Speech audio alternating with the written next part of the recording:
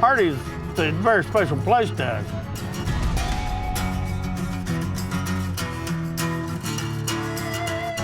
Everybody knows everybody, and it hadn't changed in 100 years. It's still like the Wild West. People fight for what they got. They're tough people. Lives in these woods. It's kind of a lawless type place. You come in here and you try to push people around and somebody will put a bullet in you. What do you think of Crowbar? Oh, I like him. As long as he's on your good side, you know. If he's not on your good side, you better, look out for him.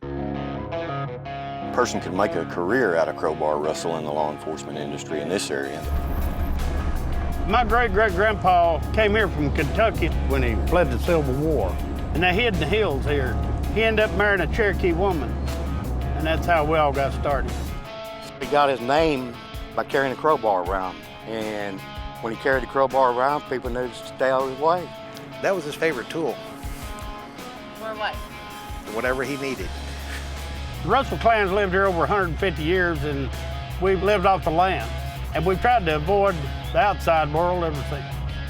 We still farm this land and fish from the rivers.